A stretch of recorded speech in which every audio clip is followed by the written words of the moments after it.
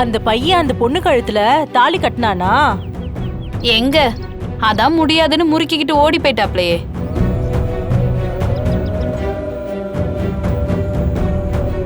ச்சே, பாவம். அந்த பொண்ணால எவ்வளவு அவதிப்படுறானோ. அதான் தாலி கட்ட மாட்டேங்கிறான். என்னம்மா சொல்ற? அந்த பொண்ணு என்ன பண்ணிட போகுது? பின்ன கல்யாணம் ஆகி இவ்ளோ நாள் ஆகுது, இன்னும் அவன் விலகியே இருக்கானா? இவ தொல்லை தாங்க முடியாம தானே. இல்லனா அந்த பொண்ணுக்கு எதுவும் குறை இருக்கோ என்னவோ? பார்க்க நல்ல பொண்ணாதான் இருக்கு, என்ன குறையோ? அதெல்லாம் சேர்ந்து வாழ்ந்து பார்த்தா தானே புரியும். நமக்கு என்ன தெரியும்? குறை இல்லாமலையா அந்த பையன் அவளுக்கு மருதாளி கட்ட யோசிக்குது? நெல்லு சிபி, எங்க போற? ஜானு, சும்மா தேவையில்லாம தமிழை பத்தி தப்பா பேசிட்டு இருக்காங்க ஜானு. இவங்க 2 பேரை வாய மூடிட்டேனா பிரச்சனை முடிஞ்சிடும்னு நினைக்கிறியா? சொல்லு சிபி. இல்ல ஜானு, அவங்க சிபி, இவங்க மட்டும் இல்ல, பொதுவா எல்லாருமே நீ பண்ண காரியத்துக்கு தமிழை தான் தப்பா பேசுவாங்க.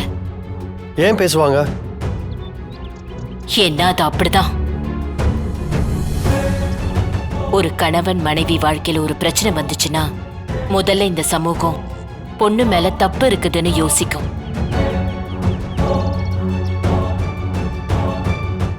அந்த மனநிலையெல்லாம் அவ்வளவு ஈஸியாலாம் மாத்திட முடியாது சிபி.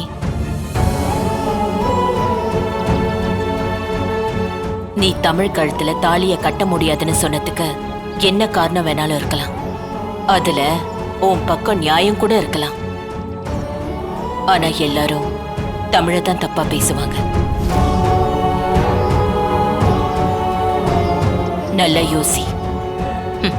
அவங்க யாரும் உனக்கு குறை இருக்கிறதா பேசலையே. வாங்க வாங்க நம்ம போலாம். சரி வாங்க. சிபி, நீ சம்யுக்தாவை கல்யாணம் பண்ணிக்க ஆசைப்பட்ட. ஆனா அவ தப்பானவன்னு நீயே விரட்டி விட்டுட்ட. அப்போ நான் உனக்கு பண்ணது சரிதானே?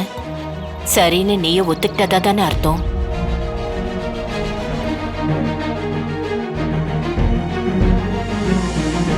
என்னப்பா, இன்னும் கொஞ்ச நேரத்துல சாமிக்கு திருக்கல்யாணம் நடக்க போகுது. இங்க இருக்கிற எல்லாரும் அவங்க மனைவிக்கு தாலி கட்டிட்டீங்களா?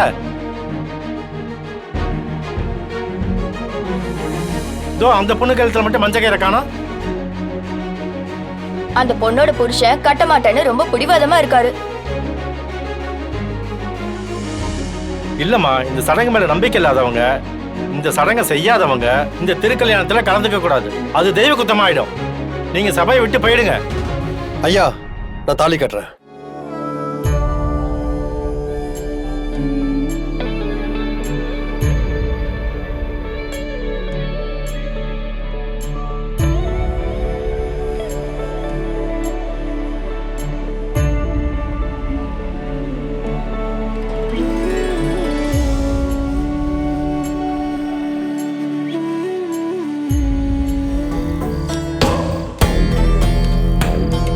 தமிழரசி ஜெயராணி,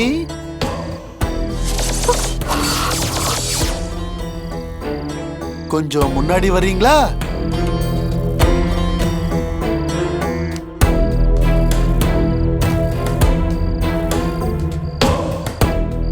என்ன தமிழரசி செல்வரத்தினம் அவர்களே,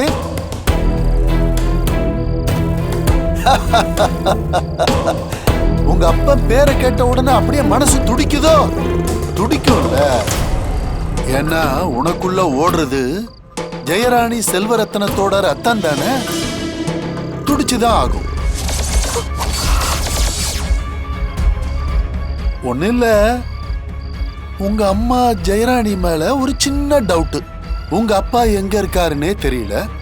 அதான் நமக்கு தெரிஞ்ச ஒருத்தங்கிட்ட கையில கொஞ்சம் காசை கொடுத்து ஜெயராணிய பத்தி, அதான் உங்க அம்மாவை பத்தி விசாரிக்க சொன்ன. அவன் காரைக்குடிக்கு போனவன் ஜஸ்ட் இன்னைக்கு இப்பதான் வந்தான்.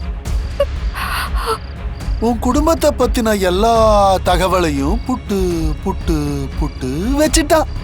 நீ தமிழரசி செல்வரத்னங்கிறது, உங்க அப்பா செல்வரத்னம் ஓடி போனது, உங்க கல்யாணம் நின்னது. அடடடடடா, அதுக்கப்புறம் நீ சென்னைக்கு வந்து உன் அடையாளத்தை மறைச்சுக்கிட்டு ஜனா கூட சேர்ந்து இப்பவும் கண்ணாமூச்சி ஆட்டம் ஆடிக்கிட்டு இருக்க பத்தியா? அது வரைக்கும் எனக்கு தெரியும்.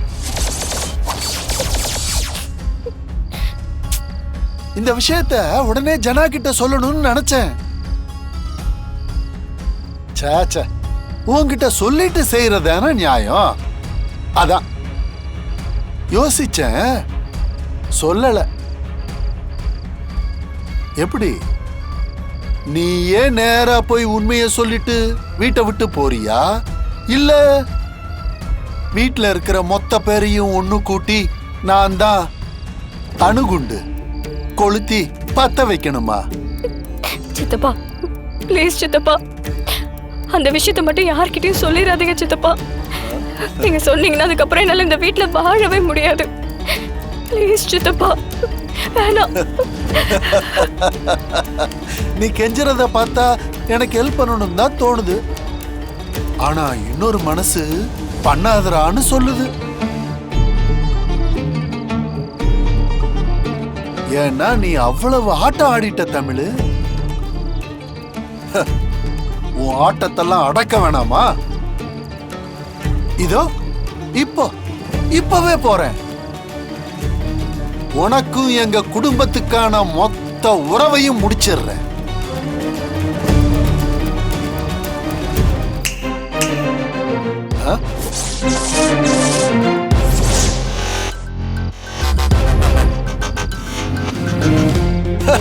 இப்படி இழிக்கிற?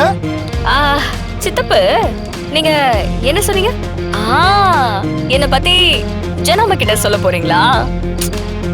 சொல்லுங்க சொல்லுங்க, தாராளமா போய் சொல்லுங்க. சொன்னா என்ன நடக்க போகுது? ஒண்ணு, என்ன அவங்களோட பேத்தின்னு சந்தோஷமா ஏத்துப்பாங்க, இல்லனா என்ன போடி வெளியேன்னு விரட்டிடுவாங்க. இது ரெண்டுத்துல ஏதாவது ஒண்ணு நடக்கும். என் மேல அவங்க உயிரே வச்சிருக்காங்க. அதுக்கப்புறம் ஏதாவது சொல்லி நான் ஜனமா மனச மாத்தி நான் இந்த வீட்டுக்குள்ள வந்துருவேன். ஆனா உங்க கதை தெரிஞ்சா என்ன ஆகும்னு தெரியுமா? என்ன என்ன கதை சொல்ற? என்ன பண்ண முடியும்? என்ன கதையா? சித்தப்பு, என்ன சித்தப்பு, நீங்க ரொம்ப நல்லவர் மாதிரியே பேசிட்டு இருக்கீங்க. எவ்வளோ அயோக்கியத்தனம் பண்ணிருக்கீங்க, அதுவும் யார் கூட சேர்ந்து? அந்த குறிஞ்சிநாதன் கூட. எது குறிஞ்சிநாதனா? நான் அவன் கூட எல்லாம் சேரவே இல்லையே. அந்த ஜனகாம்பாளுக்கு ஆக்சிடென்ட் ஆயிருச்சு, ஹாஸ்பிட்டல்ல இருக்கா, மொத்தமா போய் சேர்ந்துருவான்னு என்னென்னமோ சொல்லிட்டு இருந்த. உழைச்சி வந்துட்டாலேயா?